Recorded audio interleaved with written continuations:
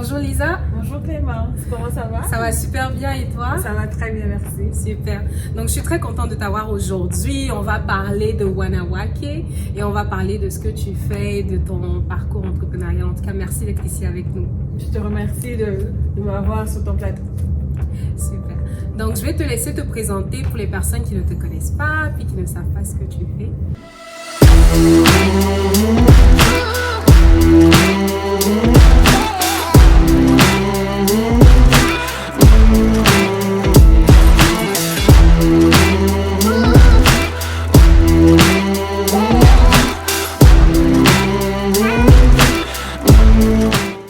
Et bonjour à tous, bonjour. Je m'appelle Lisa Eleka.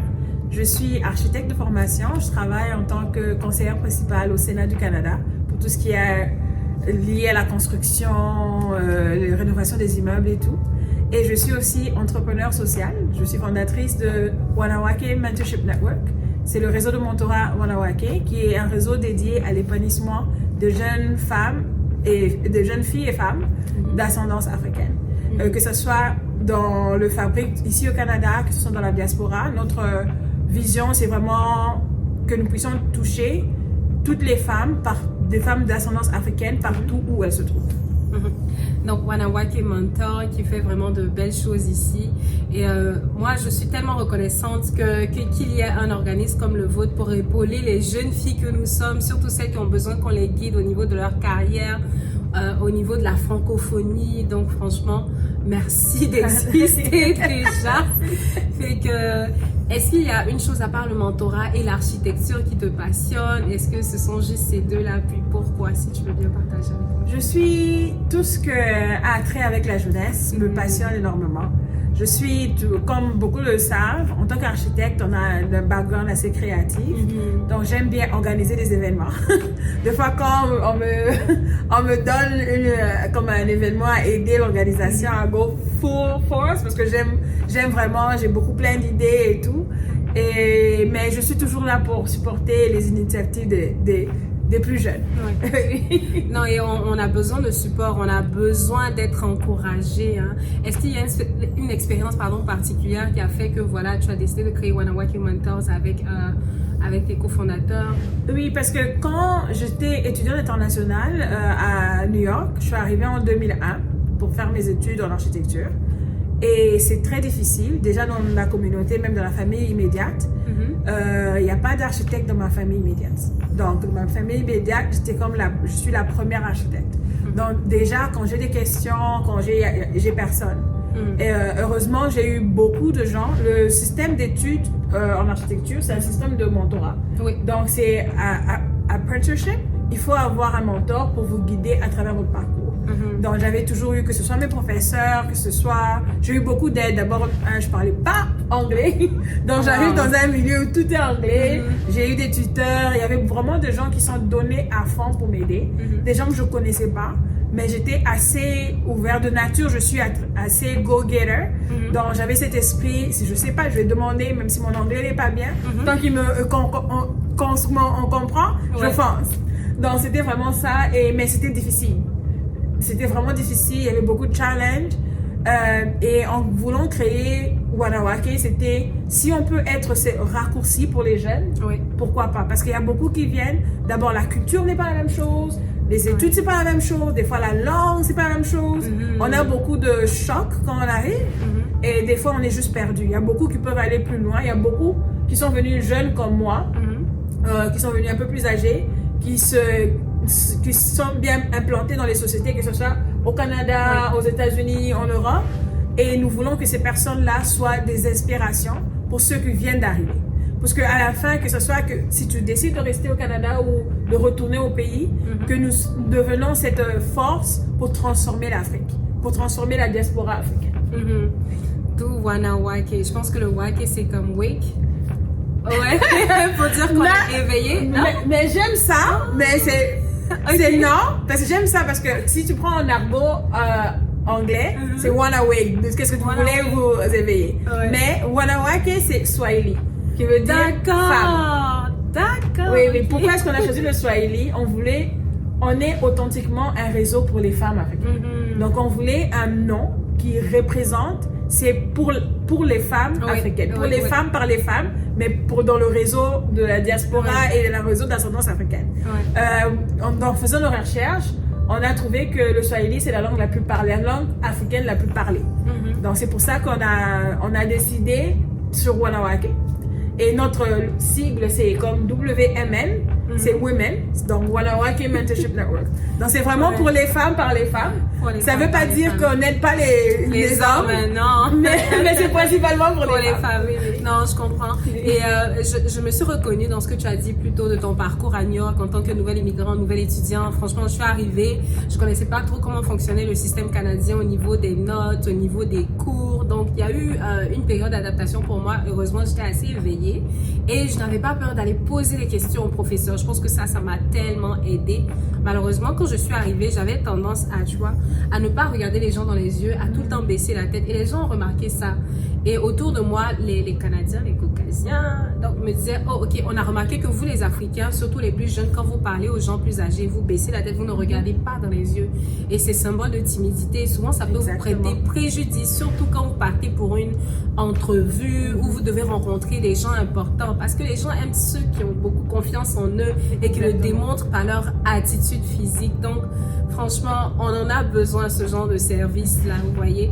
Pas pour que les Africains, oublient leur culture, mais pour qu'on puisse comprendre au fait comment bien s'intégrer à la culture occidentale, on va dire. Donc, oui. Et je ne savais pas comment en architecture, on avait besoin de mentors. Ça, c'est juste incroyable. Je pensais que c'était seulement les avocats, les gens en droit. Non, il faut pour les étapes, on a comme un mentor assigné par l'ordre des architectes, qui est, quand on est étudiant même, qui suit ton parcours, parce qu'il doit attester que il y a des heures qu'on doit attester que tu as faites pour l'expérience. C'est lui qui signe. Mais c'est une bonne chose parce que ça te donne quelqu'un qui a le même parcours où tu veux aller. Moi, j'ai rencontré beaucoup de femmes. Et puis ça, tu vois, c'était quand moi j'ai commencé, c'était un milieu vraiment dominé par les hommes, il n'y avait pas beaucoup de femmes. Et on te dit, c'est ce que tu viens de dire, il faut être un go-getter. Nous, on dit, c'est tout le monde, monsieur, madame, comme ça. Petit, oui, mais en faisant ça, tout le monde pense que you're not confident. Oui. Et les gens ont pas... Tu sens ils pensent que tu as peur, c'est difficile pour eux de mettre leur confiance en toi. Donc, il faut vite... aussi, grandir à New York, c'est très mouvementé. Donc, si tu es comme ça, tu vas pas aller loin. Exactement. Donc, je voulais dire ça par rapport à ce que tu viens de dire, que quand on vient, je pense qu'on n'est pas préparé à l'atmosphère où on atterrit. Malheureusement. Et il y a beaucoup, c'est comme un frein. Il y a beaucoup de gens que je parle, qu'on leur conseille, il faut retourner à l'école. Pas vraiment. Tu fais une évaluation de ton diplôme. C'est pas tout le monde qui recommence. Mais parce que l'information, nous, c'est vraiment bouche à oreille. Des fois, c'est pas la bonne information qui circule. Et on veut aussi avoir un réseau. C'est comme, je peux te contacter Clémence, tu as une expertise sur quelque chose, tu peux aider une personne. C'est pour ça aussi bien d'avoir un réseau. Et en tant que personne africaine, on a des réalités qui sont propres à nous. Et c'est plus facile, parce que moi, mes mentors, ils ne sont pas nécessairement africains, mais c'est plus facile de s'identifier à quelqu'un qui te ressemble. C'est pour ça vraiment que le réseau, c'était important. Non, et c'est vraiment super. Là, j'insiste et je reviens sur ça parce qu'on en a besoin. Tu sais, la semaine dernière, le mercredi, j'étais à un événement pour les entrepreneurs. J'ai rencontré une jeune entrepreneur qui fait des études en architecture. Puis j'ai dit, mais c'est incroyable, rencontrer une jeune fille qui fait des études en architecture. Il n'y en a pas beaucoup, au fait, dans la région. Et elle me disait qu'effectivement, elle était un tout petit peu perdue et qu'elle avait besoin qu'on la guide. Et puis j'ai dit, mais je connais Wanawake. Je connais ça. Fait que non, en tout cas, merci pour ça. Et je suppose que en plus de ce domaine-là, il y a d'autres personnes de différents domaines qui sont là pour épauler tous ceux qui ont besoin d'aide. Fait que n'hésitez pas à aller sur leur site internet, sur leurs réseaux sociaux pour demander de l'aide ou juste leur parler, leur poser des questions. elles sont là pour vous aider. Et on répond toujours à nos messages. Ben oui, c'est important. Allô toi, ravi de savoir que tu as suivi la vidéo jusqu'ici. J'aimerais juste t'inviter à cliquer dans le lien dans la description pour rejoindre nos sessions de formation et astuces rapides en marketing digital pour savoir comment progresser dans ton business, comment obtenir et comment explorer les meilleures astuces en marketing digital pour exceller dans ce que tu fais. Donc, on se dit à très bientôt. Et encore une fois, clique dans le lien sur la description et visite notre site internet www.espritmarketing.ca. À bientôt. Et est-ce que tu peux partager avec nous une chose que tu as faite qui a peut-être un peu endommagé, pas endommagé, mais que tu considères comme une erreur ou une étape d'apprentissage que tu aurais fait autrement si tu avais la chance? Je pense que pour moi-même ou pour l'organisme? Pour l'organisme, on peut commencer par ça. Pour l'organisme, je pense que quand on a commencé, il y avait beaucoup de gens qui venaient aider, qui voulaient aider. J'ai fait des interviews parce que c'est très important pour moi de voir cette confiance. Parce que n'importe qui peut venir donner ses heures à être mentor, mais c'est pas tout le monde qui a la même vision, qui s'aligne à la vision. Pour moi, c'est pas quelque chose d'1 heure ou de 2 heures. C'est vraiment, je veux faire un impact, lasting impact. Et le mentorat, c'est pas comme le coaching, que 1 heure ici. Non, c'est vraiment, c'est un investissement. Je pense que j'ai fait une petite erreur. J'ai rencontré quelqu'un, elle était vraiment bonne, mais j'ai pas fait le screening qu'il fallait pour expliquer c'est vraiment quoi le mentorat. Mais ce qui est bien, avec la confiance que j'ai avec Lévi, que même dans nos codes de conduite, s'il y a quelque chose qui va pas, si tu as des doutes, tu penses que c'est parce que quand on vient le welcome package, c'est pas ce qui est écrit dans le welcome package, tu peux toujours contacter.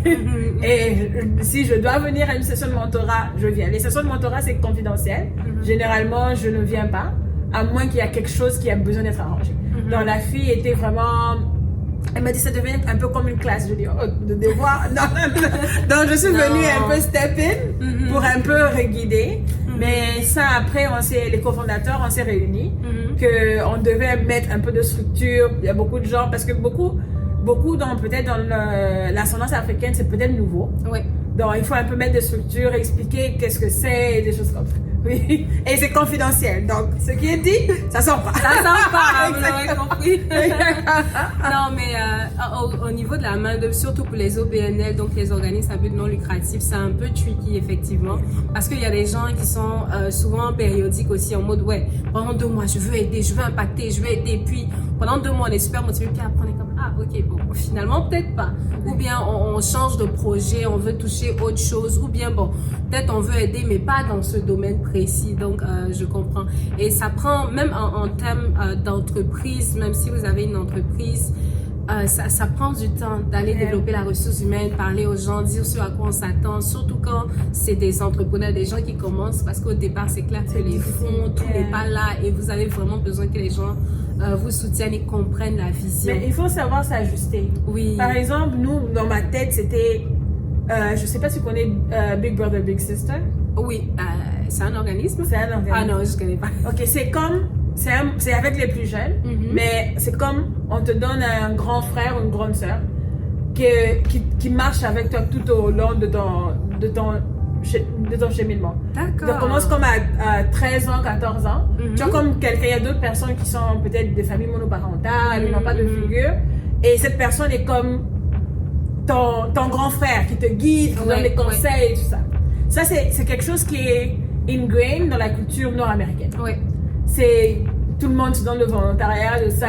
Oui. You know? C'est quelque chose qui n'est pas vraiment dans notre culture à nous. Quand on a commencé, c'est toujours ma vision de Wanarak. Oui. Mais cette année, ou même nous, on a commencé pendant le Covid, donc on était vraiment off. Et je peux pas poster des choses confidentielles. Ouais. Mais cette année, l'année passée, on s'est un peu réajusté. Bon, là, je pense avec comment les gens parlaient de moi et tout, ça a un peu forcé un réajustement. C'était pas mauvais, ou c'est plus des groupes, des workshops sur des interviews, des workshops sur self-confidence, des petits workshops comme ça. Et ça m'aide aussi à pratiquer mon français. Oh, mais c'est drôle, hein?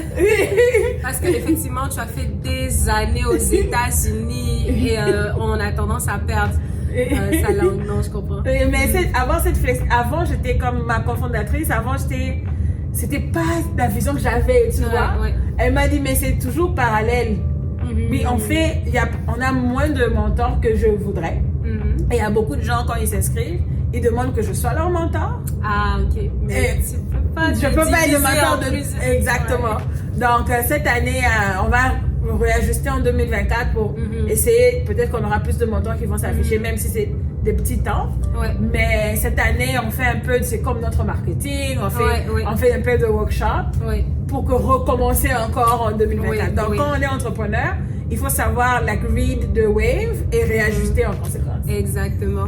Et souvent, les gens pensent que un mentor, ça doit forcément être une personne qui a minimum 15 ans d'expérience, qui est passée par tel, qui est au minimum DG ou directeur, alors que non, on n'a pas besoin de tous ces critères-là.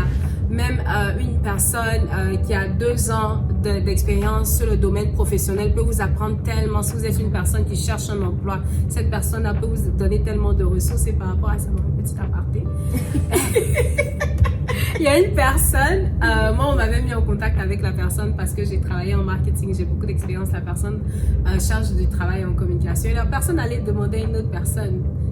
Et moi, à Ottawa, Gatineau, j'ai beaucoup travaillé, je connais beaucoup d'organismes qui embauchent dans le domaine. Je sais exactement ce qu'ils recherchent en termes de potentiel, en termes de compétences. Mais la personne se sentait plus à l'aise avec une autre personne. Fait que je dis, tiens, bon, ça arrive aussi, ça.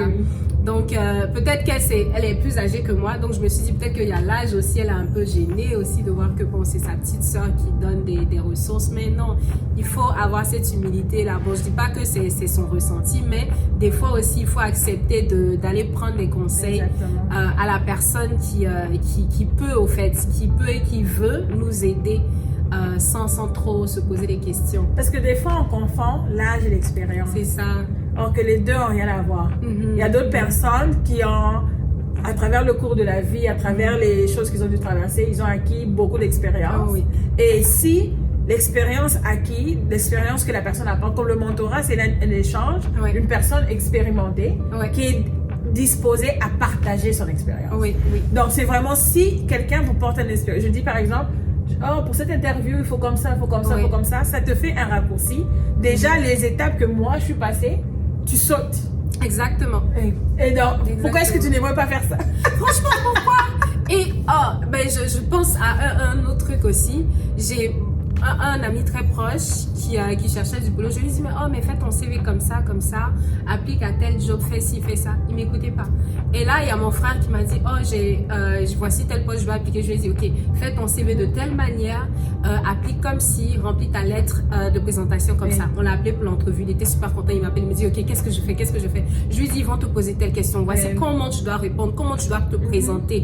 Il a fait exactement tout ce que je lui ai dit, et on lui a dit, ok, c'est toi qu'on veut, c'est toi qui as le poste. Il était tellement choqué, il m'a dit, mais je comprends pas, ils m'ont posé exactement les questions que tu as dit. Je dis, tu vois. Tu sais que les gens ne comprennent pas. Ici, il ne faut pas essayer de réinventer le wheel. C'est ça. Okay?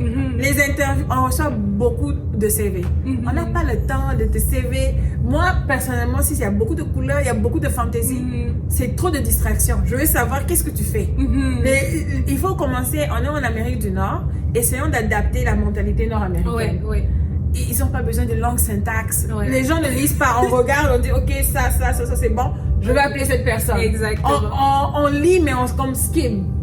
Tu prends les mots-clés, c'est ce que tu recherches, tu dis ok, shortlist this person, je vois qu'il a beaucoup d'expérience, je vais avoir l'interview.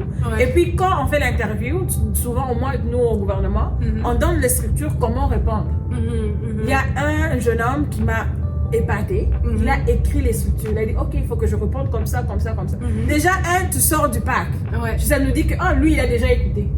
Et avant qu'il réponde, même s'il s'égare, il revient, vous avez dit que ça. Donc il faut, je sais pas si ça a du sens, il faut qu'on prenne cette mentalité nord-américaine. C'est pour ça quand on vient, le choc de culture nous aide pas. Malheureusement. Ça nous aide pas du tout. On reste africain, on reste avec nos valeurs, nos cultures, mais adaptons-nous pour aller de l'avant. Adaptons-nous pour aller de l'avant. En tout cas, vous l'aurez compris. Donc, on va passer à la question de marketing digital. Déjà, quelle est la plateforme que tu utilises le plus, que tu maîtrises le plus, et quelle est la plateforme que tu utilises le moins, que tu maîtrises le moins? Je vais commencer par maîtriser le moins. TikTok. Ok. TikTok, c'est très difficile. Peut-être à cause de mon âge. Non, t'inquiète, j'ai reçu des gens ici qui ont entre 20 ans et 28. Tous, ils ont dit TikTok. TikTok, ouais, c'est... On est tous sur le même bateau. Je pense Instagram que j'utilise le plus parce que Instagram et Facebook, c'est relié. Avec la plateforme business, c'est juste plus facile. Oui. Et même dans le plateforme pour les websites, tu peux poster Instagram. Je trouve que c'est beaucoup plus facile pour moi. J'aimerais l'utiliser un peu plus. Parce que là, tous mes bénévoles sont aussi des étudiants. Ouais. Donc, des fois, c'est un peu difficile avec les postes. Moi aussi, je travaille à temps plein. Mais je suis plus à l'aise avec Instagram et Facebook. Parce que la plupart, c'est la communauté africaine. Donc, la plupart des gens de notre communauté utilisent plus Facebook. Donc, Instagram et Facebook, oui. Non, mais Instagram et Facebook, nous tous, on est dessus. Malheureusement, les Canadiens eux-mêmes utilisent un peu moins Facebook, mais ils utilisent beaucoup Instagram et ils sont sur les autres plateformes. Ils connaissent pas WhatsApp. WhatsApp, c'est vraiment les Européens et nous, les Africains et le reste du monde. Les Américains, ils connaissent pas WhatsApp. Mais Instagram, absolument. TikTok, je comprends. Parce que voilà, c'est un peu difficile à comprendre. Surtout quand tu veux commencer, que tu es obligé de faire certains challenges. Donc, danser, utiliser certains montages et tout. Et puis, quand tu as une entreprise qui n'est pas dans la danse, qui n'est pas dans la musique, tu te dis comment j'utilise TikTok pour marketing tools. C'est ça. Pour moi, c'est un peu difficile de voir comme... Je pense qu'il y a beaucoup de gens qui... TikTok, c'est bien pour eux, mais comment est-ce que tu fais? Moi, pour l'instant, je mets une pause sur TikTok parce que c'est un peu difficile. Non, je comprends. Sinon, à part ça, est-ce qu'il y a une stratégie marketing que vous utilisez en particulier pour faire connaître Wanawake Mentor? Est-ce qu'il y a quelque chose qui vous arrange le plus, au fait? Je pense que ce qui a bien marché pour nous, je ne sais pas combien de temps ça va marcher pour nous, c'est vraiment l'impact qu'on a eu de jeunes. Je veux dire, depuis l'année passée, même cette année, beaucoup de mes interventions, beaucoup d'invitations au workshop, ça venait des gens qui ont déjà assisté à quelque chose ou quelqu'un a raconté quelque chose.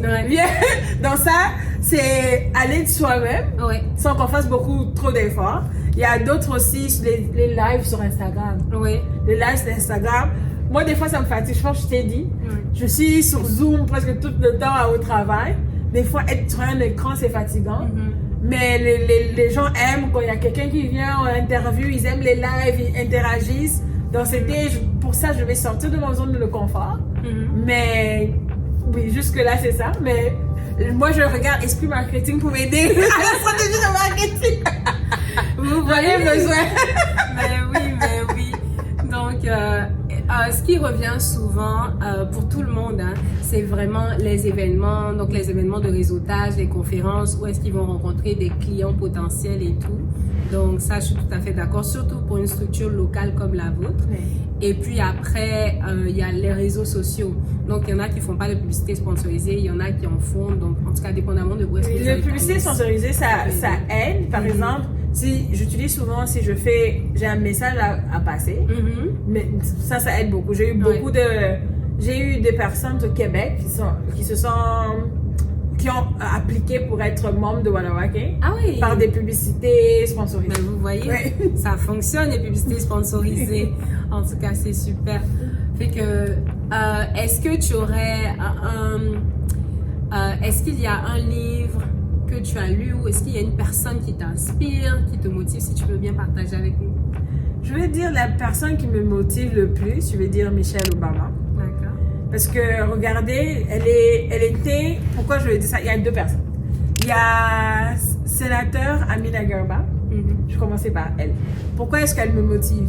Elle est venue, je pense, si je me rappelle bien, elle était étudiante ou bien elle est immigrée au Canada à 18 ans. Elle a fait ses études, elle a monté l'échelon, elle avait son organisme qui est, je pense, c'est pour le connecter des affaires entre le Canada et les business africains. Et aujourd'hui, elle est sénatrice. Je me dis, je ne connais pas son parcours personnel, mais c'est quelqu'un qu'à look up to, je dis, nos expériences sont assez similaires. Elle est venue assez jeune, je pense, c'est 18 ans. c'est similaire. Si elle peut arriver là, pourquoi pas? Pourquoi pas? Il y a beaucoup de gens comme ça que je regarde, je me dis, if she can do it, il n'y a pas de raison que je ne peux pas le faire. Il n'y a vraiment pas de raison que je ne peux pas le faire. Pourquoi est-ce que je parle de Michelle Obama? Michelle Obama, j'aime sa résilience. Quand son mari était élu président, il y a beaucoup de gens qui ont beaucoup parlé et il y avait des choses qui étaient négatives sur sa personne. Mais quand tu lis son livre, j'ai assisté à quelques conférences qu'elle a faites, ça semble ne pas l'impacter. Elle dit toujours, like, when they go low, we go high. Et des fois, tu penses que c'est juste un slogan, mais tu vois à l'entendre que malgré que les gens disaient sur ça, sur son physique, sur tout ça, she chose not to let it affect her. Elle a gardé sa confiance, on appelle ça poise? Poésienne. Oui, elle a gardé sa force d'esprit, son mental. Parce que c'est clair, quel que soit ce que vous faites, les gens vont toujours parler, vont toujours critiquer. Mais il faut continuer parce que vous savez en dedans de vous-même que vous êtes vrai et vous savez surtout d'où est-ce que vous venez. Vous savez que vous avez struggle. Ou même si vos parents, bien votre famille étaient des gens aisés, toujours est-il que ça a pris votre propre volonté de vouloir sortir quelque chose de meilleur, de vouloir aider, réussir. Donc franchement, ne vous laissez jamais abattre parce que les gens diront, peu importe. Je vais ajouter une chose. Dans la société nord-américaine, souvent, quand on critique le travail que vous faites, nous, des fois, on prend ça comme des critiques personnelles. C'est une société, moi je sais parce que l'architecture, on n'a pas d'examen comme tel, c'est des crits. Des projets. Donc tu fais des projets, tu mets ton projet sur des gum board, tu expliques ton projet et on critique ton projet. Ok. Donc si tu n'as pas la force, tu vas prendre que c'est personnel. Aïe, aïe, aïe. Mais il faut apprendre, ça m'a aidé à apprendre à me détacher de mon travail et de la personne qui élit ça. Parce que des fois, souvent on travaille avec des jeunes, on va faire comme on faisait un projet avec les jeunes de mon église pour un concert, un concert. Et quand on dit il faut faire ça, il y avait beaucoup qui ne comprenaient pas que je parle du projet. Je ne parle pas de ta personne, je parle du projet. Et on voit ça souvent dans le monde, au travail. Il y a beaucoup de gens qui ne savent pas dissocier. Donc quand on dit s'ajuster un peu, comprenons que quand on fait des critiques, des fois c'est juste par rapport à ton travail pour que tu t'améliores. Moi, j'ai beaucoup bénéficié des gens qui étaient directs avec moi, qui étaient bons. Ça m'a aidé à m'améliorer dans mon travail. Que quelqu'un qui est comme phony, qui te fait des petits compliments, ça aide pas du tout. Du tout. du tout. Oh là là. Non, mais moi, il y a une personne, une amie proche, je sais qu'elle m'aime beaucoup. Moi aussi, je l'aime beaucoup. Mais souvent, quand je viens vers elle et puis je lui explique des situations où je sais que, bon, d'une part, j'ai mal fait. Et puis, elle me dit, elle me soutient tout le temps. Et dans mon cas, je me dis, non, tu es censée me dire que j'ai mal fait et tout. Mais c'est ça. Quand tu aimes quelqu'un et tu veux son épanouissement, il ne faut pas avoir peur de dire la vérité. Des vérités constructives. C'est vrai. Tu vas pas dire que des trucs négatifs. Exactement. Parce que tu aimes la personne. Si tu aimes vraiment la personne, tu vas vouloir que cette personne s'émancipe. C'est ça qui montre aussi votre relation est vraie. Parce que moi, j'aimerais pas avoir des amis qui me disent oui tout le temps. Non, ça va pas vous permettre de grandir et de devenir la meilleure version de nous-mêmes. Donc, avant de terminer, est-ce que tu auras un mot à partager avec les gens qui nous suivent? Donc, un mot d'encouragement. C'est que je veux dire, nous avons le potentiel nécessaire pour être la personne que nous voulons devenir. Mais des fois, nous sommes notre propre frein pour notre développement. Il ne faut pas avoir peur. Self-confidence, ça se développe. Ça prend pas, c'est pas au jour au lendemain. Il y a d'autres qui sont un peu, on a l'esprit ouvert. C'est plus facile pour nous d'avoir ce self-confidence. Mais on a des moments où c'était très difficile. Moi, j'ai grandi dans une société, j'ai grandi aux États-Unis où le modèle de la femme belle ne ressemble pas à une femme noire, ne ressemble pas à une femme avec des curves comme moi. Même ça, voir ça à la télé, voir ça, ça peut toucher ton self-confidence. Mais je devais passer un état pour overcome that. Donc, je dis ça pour dire que nous avons le potentiel. Vous avez le potentiel pour arriver là où vous voulez arriver. Que vous soyez au Canada, au pays, il y a une raison pour laquelle vous êtes sur cette terre. Trouvez-vous un mentor, trouvez-vous quelqu'un qui va vous aider à achieve your mission on this earth. Donc, c'est vraiment ça. Oui. En tout cas, merci beaucoup, Lisa. Donc, vous l'aurez compris, trouvez-vous un mentor, a person that will help you achieve your mission on earth. Donc, une personne qui va vous aider à atteindre votre mission de vie, votre objectif de vie. Puis, quels sont les noms de tes pages, les pages sur lesquelles on peut te suivre? Oui, si vous allez faire de recherche, c'est Wanawake Mentors. Wanawake, c'est W-A-N-A-W-A-K-E. Mentors, c'est M-E-N-T-O-R-S. Si vous tapez ça même sur Google, sur Facebook, on a fait que tous les raccourcis, c'est la même chose. Donc, si vous tapez ça sur Google, Facebook, Instagram, Space c'est Twitter, c'est maintenant Space, même TikTok, il n'y a pas d'autres qui sortent. Super. En tout cas, merci beaucoup, Lisa. Merci Ce fut un plaisir. Et on se dit à la prochaine et à bientôt. Bye.